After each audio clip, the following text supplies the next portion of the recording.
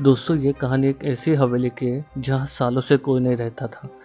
तो आइए शुरू करते हैं हमारी आज की ये कहानी। एक गांव में एक पुरानी खंडर हवेली है जिसमें करीब 65 सालों से कोई नहीं रहता। ये बात मुझे मेरे गांव के दोस्तों ने बताई। जब ये बात मुझे पता चली तो मेरा मन करने लगा कि मैं एक बार उस हवेली को देखूं। मुझे ऐसी जगह पर जाना, उनके बारे में जानने में बहुत दिलचस्पी होती है।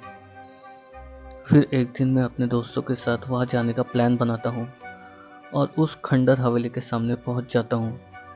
वहाँ दूर दूर तक कोई आता जाता नहीं था। मैंने जब ये बात अपने दोस्तों से पूछी कि यहाँ अगल बगल कोई रहता कोई नहीं, बल्कि लोग इस रास्ते से आ भी नहीं जा रहे, ऐसा क्यों?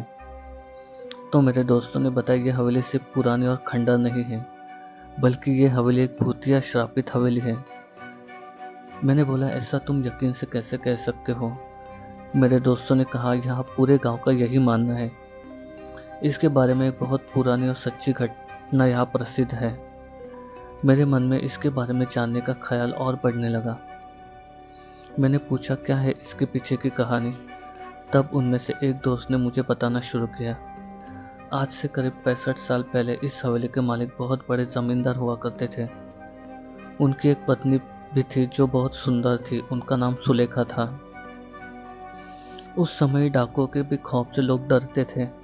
डाकुओं की टुकड़ी जिस गांव में घुसती थी उस गांव को पूरी तरह बर्बाद कर देती थी।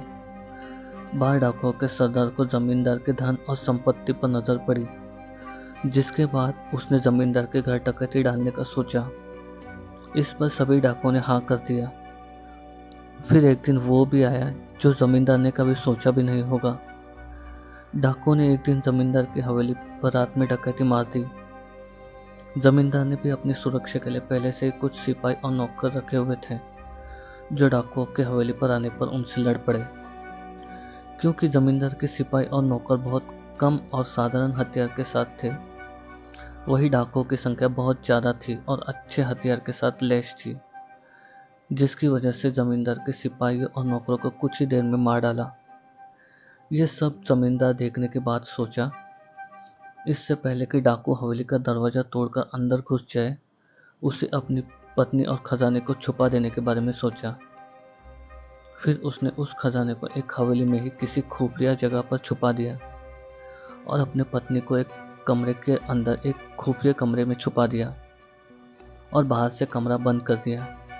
इसके बाद कुछ ही देर में डाकू हवेली का दरवाजा तोड़कर अंदर घुस गए, जिसमें जमींदार की मौत डाकुओं के हाथों हो गई। जमींदार ने मरते मरते अपने खजाने का पता उन डाकुओं को नहीं बताया। डाकुओं ने खजाने को बहुत खोजा पर वो नहीं मिला।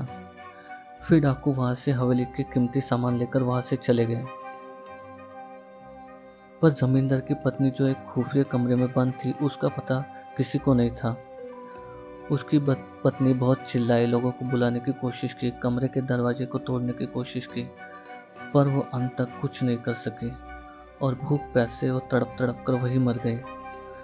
उसके मरने के बाद उसकी लाश के बदबू से लोग हवेली में गए और उस कमरे को तोड़कर उसके लाश को वहां से निकालकर उसका अंतिम संस्कार किया। कहा जाता है कि आज भी वो अपने पति का इंतजार उस कमरे में करती है। उसका पति कभी तो आएगा और उसे उस कमरे से आज़ाद करेगा, और आज भी उसे उसके हवेली में घुस बैठी और यह उसके बिना इजाज़त के अंदर आने वालों को वो सदा देती है। मैंने अपने दोस्तों से कहानी सुनकर उन पर विश्वास नहीं किया।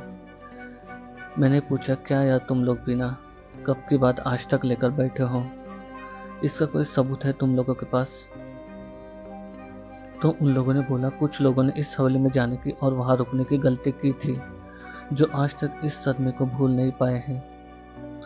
मैंने पूछा, ऐसा क्या हुआ था उन लोगों के साथ इस हवेली में?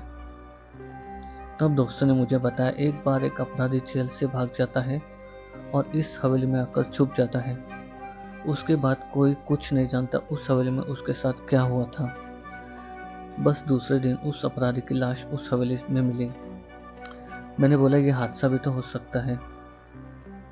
तो उन लोगों ने कहा, एक बार एक चरवाहा उस हवेली में एक रात रुकने के लिए रुक जाता है, जो सुबह जिंदा उस हवेली से बाहर तो आ जाता है पर अपना मानसिक संतुलन खो देता है। तब से वो आज तक पागल है।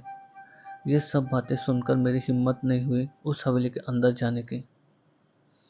इसलिए हम लोग वहाँ से घर चले गए और दोबारा फिर मैं कभी उस हवेली को देखने नहीं गया। तो दोस्तों, ये थी कहानी आज की। अगर कहानी पसंद आ गई हो तो लाइक कर देना, अगर चैनल पर नए हो तो सब्सक्राइब कर देना। Thank you.